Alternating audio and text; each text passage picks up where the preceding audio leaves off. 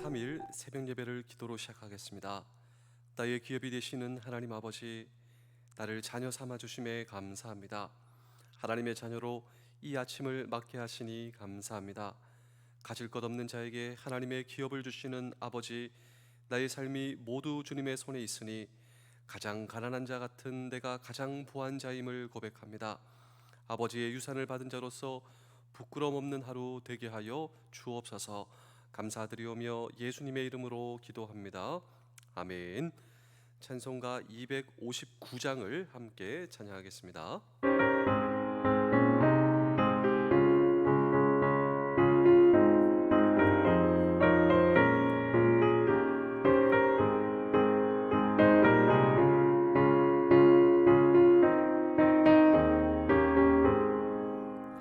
예수 십자가에 흘린 피로써 그대는 씻기려 했는가.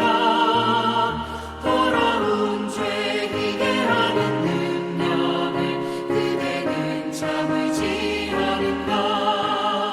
예수의 보혈로 그대는 씻기려 했는가. 마음속에 여러 가지 죄 깨끗이 씻기려 있는가. 주 예수와 만나주로 늘 함께 그대는 행동을 하는가. 아무 때나 어디서나 그대는 십자가 붙들고 있는가. 예수의 보혈로 그대는 씻기려 여러 가지 죄악이 깨끗이 씻기려 있는가.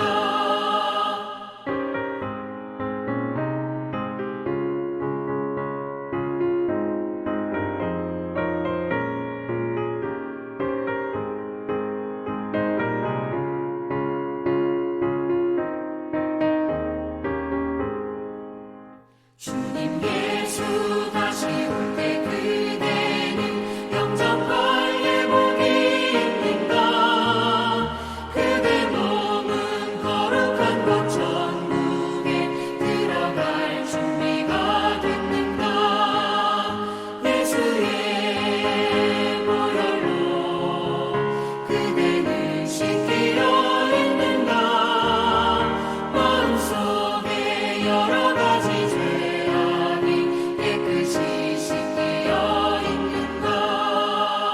모든 죄에 더러워진 예복을 주 앞에 지금 담아서서 샘물같이 솟아나는 보혈로 눈보다 더 희게 씻으라.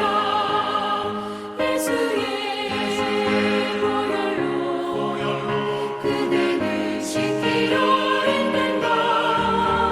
마음속에 여러 가지 죄악이 깨끗이 씻기려 있는가.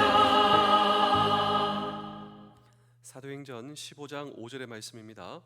바리새파 중에 어떤 믿는 사람들이 일어나 말하되 이방인에게 할례를 행하고 모세의 율법을 지키라 명하는 것이 마땅하다 하니라. 아멘. 설문을 하게 되었습니다. 이 설문은 오늘 죽어도 천국 가실 수 있겠습니까? 라고 하는 설문 가운데 예, 아니요 라고 하는 그 사람들의 대답이 있었습니다. 오늘 죽어도 천국 가실 수 있으십니까? 그런데 이 질문 앞에 예, 제가 오늘 죽어도 천국 갈 수 있습니다 라고 대답한 그 사람들을 향하여서 또 다른 설문을 하게 되었는데, 그렇다면 오늘 죽어도 천국 가실 수 있다라고 말씀을 하셨는데 오늘 죽어도 천국 가실 수 있는 근거는 무엇입니까? 무엇 때문에 그렇게 생각하십니까? 라고 하는 또 다른 설문을 하게 되었습니다. 이 설문 앞에 대부분의 사람들이 이렇게 얘기를 하게 되었는데, 제가 양심대로 살았기 때문에, 제가 죄를 그렇게 많이 안 지었기 때문에, 제가 교회에 잘 다니기 때문에, 또 이런 직분을 가지고 있기 때문에 저는 천국 갈 수 있습니다 라고 대답을 하게 되었습니다.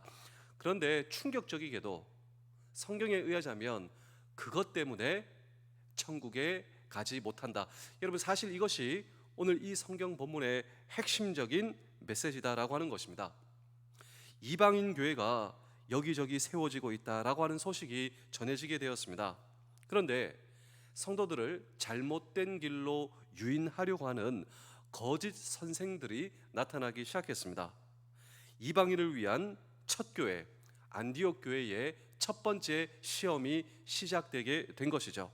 그들은 오직 예수를 믿음으로 구원받는다라고 하는 복음에 전적으로 동의하지 않고 율법을 지키는 것과 예수를 믿는 것을 나란히 놓고 구원받기 위해서는 둘 다 반드시 필요한 조건으로 보았다라고 하는 것입니다. 저는 오늘 이 설교의 화두를 이러한 설문으로 시작하게 되었습니다. 오늘 죽어도 천국 가실 수 있으십니까?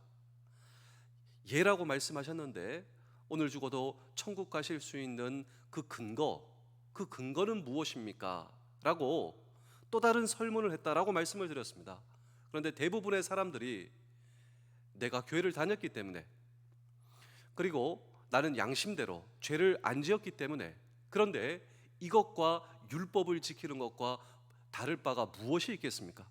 그런데 이러한 시험, 이 구원에 대한 오해가 바로 안디옥 교회 거짓 선생들로부터 일어나게 되었고, 그리고 이방인이 예수 그리스도를 믿어 복음을 얻고 그리고 이 안디옥 교회 멤버로 있게 되었는데, 이러한 이방인 성도들과 신자들에게 혼란이 주어지는 이런 시험이 안디옥 교회에 시작되게 되었다라고 하는 것입니다. 그렇다면 안디옥 교회는 걱정하지 마세요. 이 모든 시험을 넘어서 더 성숙한 믿음과 신앙으로 거듭날 수가 있었다라고 하는 것입니다. 그런데 이것은 비단 안디옥 교회 성도들에게만 허용된 시험이 아니라 오늘 저와 여러분도 마찬가지입니다.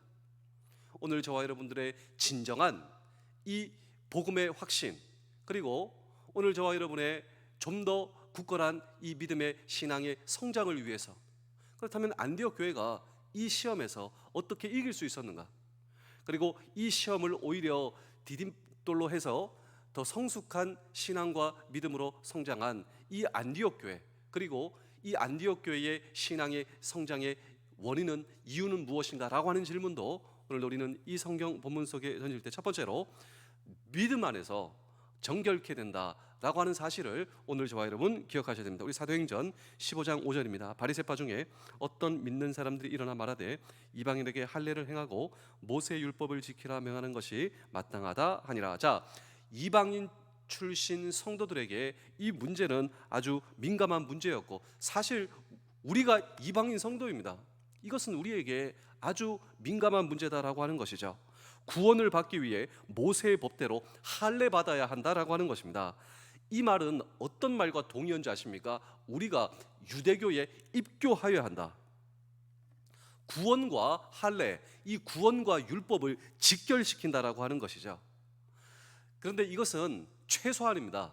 할례 받는 것이 최소죠. 왜냐하면 더 많은 준수를 이제 우리에게 요구할 것이기 때문입니다. 더 많은 율법을 우리에게 요구할 것이고 이것을 지키는 것이 구원받는 것이다. 할례는 최소한이에요. 얼마나 혼란스러웠을 사람, 이방인 성도. 이방인 성도들은 바울이 전해준 그 복음을 믿고 성령을 받아 구원받는다라고 확신을 했습니다. 그런데 아직 한 단계가 더 남았단 말이죠. 자, 이 문제를 안디옥 교회는 매듭짓기 위해서 세 가지 일을 하게 되었는데, 첫 번째로 예루살렘 교회에 문의하게 되었습니다. 왜냐하면 이 바나바, 안디옥 교회의 지도자 바나바는 예루살렘 교회에서 파송받았기 때문이죠. 문의를 합니다. 두 번째로 이 거짓 선지자들, 예수 그리스도를 믿음으로 말미암아 구원을 얻는다, 성령을 통하여서. 그런데 이 복음에 더하여서 율법을 지키고 할례 받아야 된다, 이렇게 거짓을 전하는 이 사람들이 자기들이 예루살렘 교회에서 파송을 받았대요. 그래서 문의를 하게 되는 것이죠. 정말 이 사람들이 예루살렘 교회의 멤버인가? 근데 맞대요. 예루살렘 교회의 멤버는 맞대요.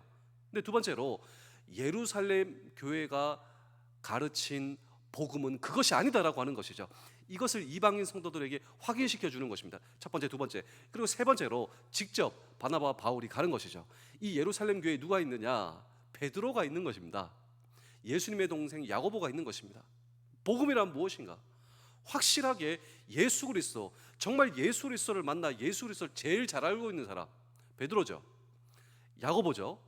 그리고 바울, 빛으로 다가오신 주님을 만나 이 신앙의 세 명의 선배들이 만나 복음이란 무엇인가? 복음이란 바로 이것이다. 베드로의 고백을 한번 들어보겠습니다. 우리 사도행전 15장 7절입니다. 많은 변론이 있은 후에 베드로가 일어나 말하되 형제들아 너희도 알거니와 하나님이 이방인들로 내 입에서 복음의 말씀을 들어 믿게 하시려고 오래전부터 너희 가운데서 나를 택하시고. 자, 베드로의 고백입니다. 여러분 나를 잘 아시죠? 내가 정말 예수님과 함께 예수님의 가르침을 받고 또 하나님께서 나를 선택하셨습니다. 하나님께서 왜 나를 선택하셨는지 아십니까? 이방인들의 복음의 말씀을 듣고 믿는 이 일을 위해, 이방인들의 복음 증거를 위해 하나님께서 나를 선택하셨습니다. 그런데 그 이방인들의 구원은 어떻게 이루어지는 줄 아십니까? 복음의 말씀을 듣고 믿는 일, 그리고 성령을 주심으로 그들을 구원해 주신 이 모든 사건이 하나님께서 나를 선택하신 일을 통하여서 일어나게 되었습니다. 그런데 유대인의 부정함은 반드시 할례와 율법을 통해서 해결해야 한다고 생각하고 있는 것입니다. 그런데 이방인들의 복음은 믿음으로 성령께서 그 마음을 깨끗하게 하사 하나님의 자녀로 받아들이시는 놀라운 구원의 역사가 일어납니다. 이것은 요엘서 구약 성경에 나타난 이 예언의 성취인 것입니다. 그래서 이 바울은 요엘서를 인용하고 있는데 우리 사도행전 15장 9절입니다. 우리 함께 읽어보실까요? 믿음으로 그들의 마음을 깨끗하게 하사 그들이나 우리나 차별하지 아니하셨느니라. 중요한 것은 부정하다, 정결하다, 이게 사람들이 판단하는 게 중요한 것입니까? 정말 중요한 것은 하나님 앞에 우리가 부정하냐 정결하냐, 사람 앞에 부정하냐 정결하냐, 이것이 중요한 것이 아니라 정말 중요한 것은 하나님 앞에 우리가 정결하냐 부정하냐, 하나님 앞에서 문제인 것입니다. 믿음 안에서 모두가 정결케 됨을 믿으시기를 바랍니다. 이 바울의 고백을 통하여서, 바울의 선포를 통하여서 이 선포가 오늘 우리에게 전달된다라고 하는 것입니다. 우리는 오늘 이 새벽을 찬송가 259장으로 오늘 이 아침을 깨우게 되었는데, 예수 십자가에 흘린 피로써 그대는 씻기어 있는가? 세상의 기준, 그리고 사람 앞에서 깨끗하다 부정하다, 이것이 아니라 예수 그리스도의 흘린 피로써 나는 정말 씻기어 있는가? 더러운 죄 희게하는 능력으로 그대는 참의지하고 있습니까? 2절 보실까요? 주 예수와 밤낮으로 늘 함께 그대는 행동을 하는가? 아무 때나 어디든지 그대는 십자가 붙들고, 우리는 십자가 붙들고 있습니까? 정말 내 양심과 내가 무엇을 하기 때문에, 내가 죄짓지 않았기 때문에 내가 오늘도 천국 갈 수 있습니다 라고 하는 오해에 사로잡혀 있는 것이 혹시 내가 아닌가? 아니면 나는 정말 십자가 붙들고 있는가? 3절입니다. 주 예수 다시 올 때 그대는 영접할 예복이 있는가? 그대 몸은 거룩한 곳 성전에 들어갈 준비가 됐는가? 4절입니다. 모든 죄에 더러워진 예복을 주 앞에 지금 다 벗어서 샘물같이 솟아나는 보혈로 눈보다 더 이게 씻으라.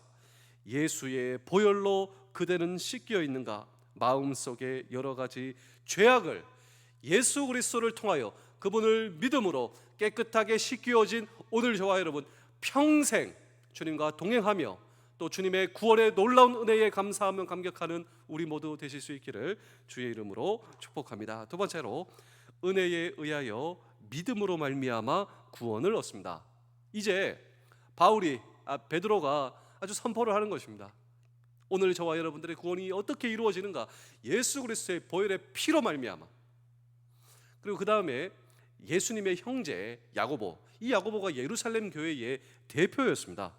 베드로를 통한 이방인의 구원에 성령 받음을 두고 그 예루살렘 교회의 지도자 야고보가 이렇게 선포하게 되는 것이죠. 우리 사도행전 15장 14절입니다. 하나님이 처음으로 이방인 중에서 자기 이름을 위할 백성을 취하시려고 그들을 돌보신 것을 시몬이 말하였으니. 자, 이방인의 구원은 한마디로 이것입니다.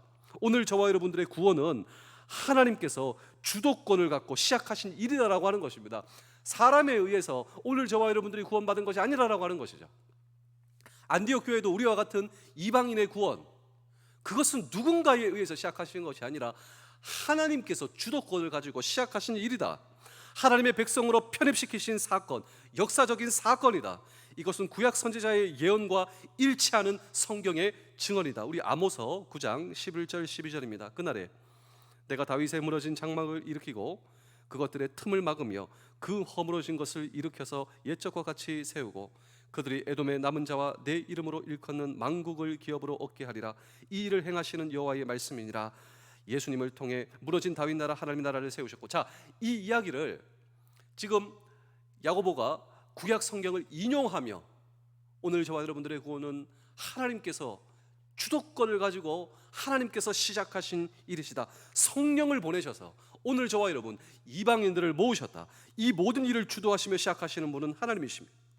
오늘 저와 여러분들, 우리 이방인들을 향한 하나님의 놀라운 계획, 이 계획이 바로 여기서부터 시작한 것입니다. 우리 에베소서 2장 8절입니다. 너희는 그 은혜에 의하여 믿음으로 말미암아 구원을 받았으니 이것은 너희에게서 난 것이 아니요 하나님의 선물이라. 우리에게 전달된 이 놀라운 예수 그리스도의 보혈의 피로 십자가에 이루신 이 구원의 선물은 전적인 하나님의 선물, 하나님께서 주도권을 가지고 시작하신 일이다. 이 놀라운 저와 여러분들을 위해 예비된 생명의 선물이자 생명의 길인 것입니다. 그런데 이런 하나님의 놀라운 선물과 이 구원의 사건에 있어 가장 커다란 장애물이 과연 나 같은 사람도, 하나님께서 나 같은 죄인도 받아주시는가? 정말 이것을 위해서 내가 무엇이라도 해야 되지 않는가? 무엇을 지키고 무엇을 해야지 하나님께서 나를 받아주시지 않는가? 이것이 가장 커다란 강력한 장애물이다라고 하는 것입니다. 그런데 여러분, 이 성경을 통하여서 예수님의 구원은 나 같은 죄인을 위해 예비된 놀라운 생명의 길, 이 생명의 길은 오직 그의 은혜로 말미암아 믿음을 통하여서 전적인 예수 그리스도의 보혈의 피를 믿음으로 말미암아, 우리 마태복음 7장 13절에서 14절입니다. 좁은 문으로 들어가라. 멸망으로 인도하는 문은 크고 그 길이 넓어 그리로 들어가는 자가 많고 생명으로 인도하는 문은 좁고 길이 협착하여 찾는 자가 적음이라. 자, 아직도 내 노력과 힘과 법을 지키고 양심대로 살면 구원을 받을 수 있다. 이것이 멸망의 길인데 이 멸망의 길로 가는 사람들이 너무나 많기에 성경은 이 길을 가리켜 넓은 길이다. 왜냐하면 많은 사람들이 지금도 그 길을 가기 때문이다라고 하는 것이죠.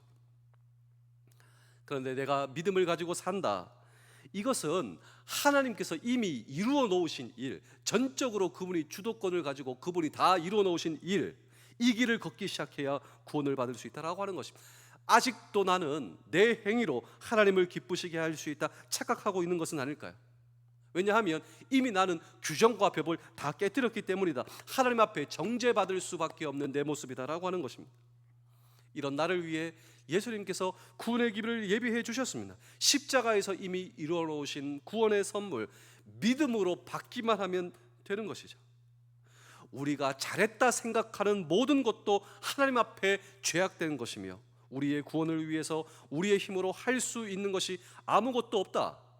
그래서 엎드려 주 앞에 은혜를 구하고, 그리고 구원은 우리 자신에 있는 것이 아니다. 내가 아무리 착한 그리스도인이 된다고 해서 이루어지는 것이 아니다.